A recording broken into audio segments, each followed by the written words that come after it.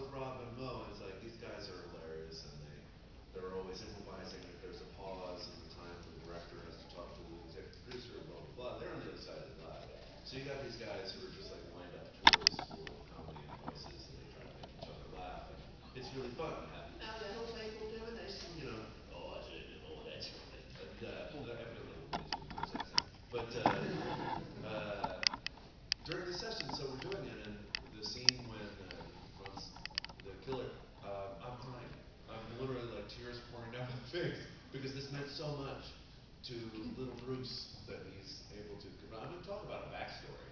It's the greatest backstory that you could possibly ask for. It's just the greatest. And I loved being able to set the tone of a recording session, and having it be professional but fun and relaxed and easy.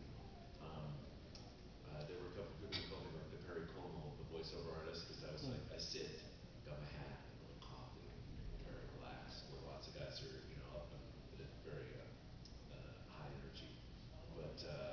But yeah, I mean, Batman was probably was definitely my favorite part. Behind you. Oh, sorry. Nick Danzel with DeepVision.tv. Yeah. You are a great comedic talent who has appeared in both Meet the Spartans and Vampire Sup, which Yes. leads me to wonder, what sort of blackmail do Friedberg and Seltzer have? I'll just say they're tender lovers. And they're the type of guy when you're in the tub, they'll sit on this part with this big brain in their back, and I appreciate that. No, they're super nice. They run probably the most fun set that you can ask for, and they're just really really nice guys. I mean, I have been asked a number of times why I've done so many of them. A lot of my agent asked me that a lot.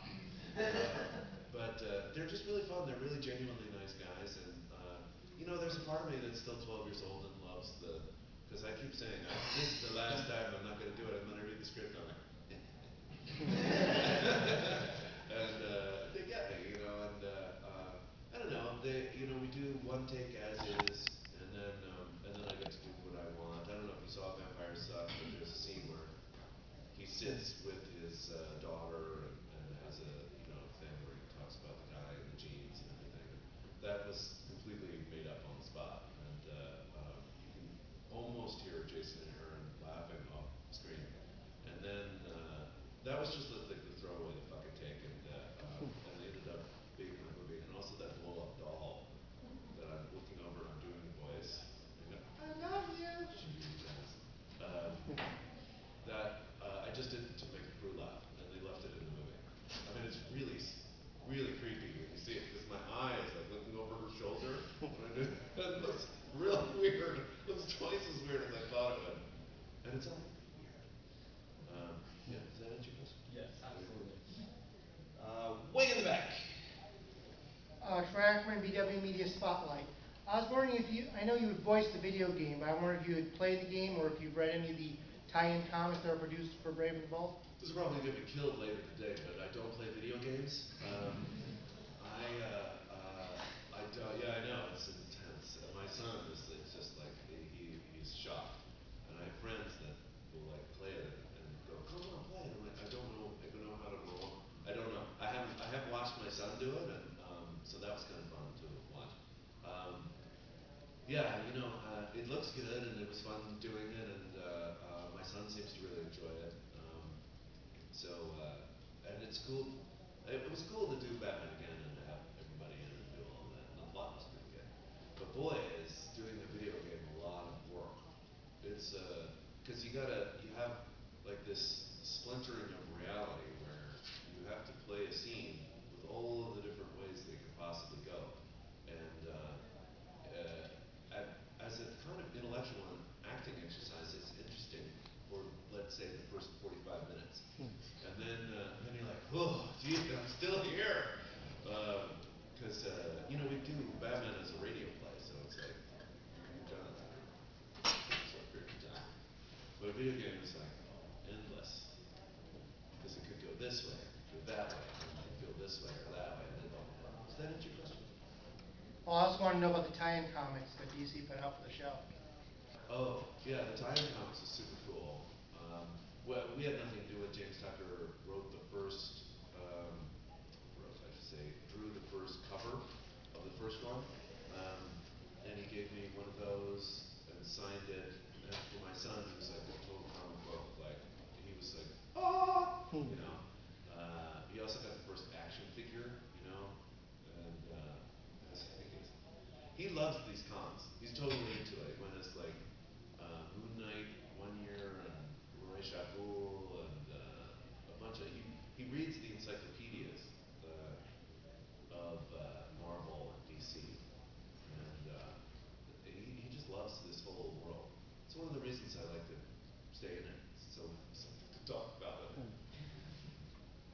This will be the last one right here in front.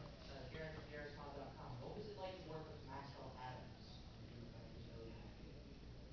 Maxwell Adams. What is that? I'm spacing out. Who's that?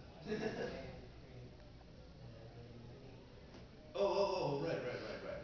Sorry.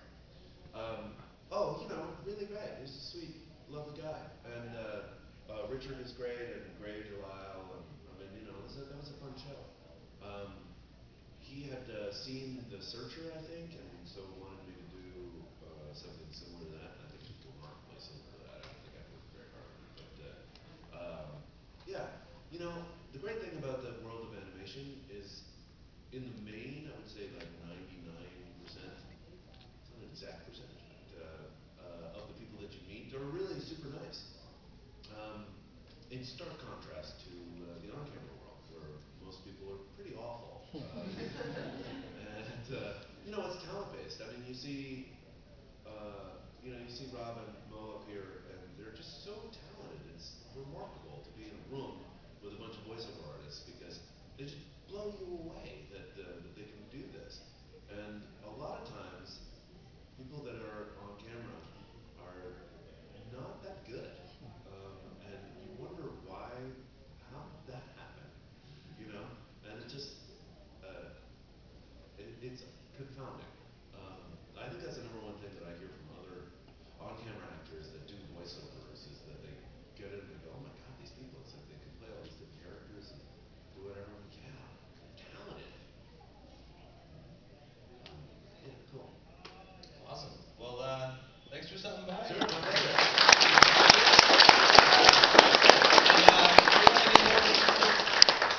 I'm Batman. I can't do it. I'm sorry. I'm Batman panel. It's happening today from 2 to 3 in panel room 5. Thanks. And that concludes me talking. Yay. Yeah, come here.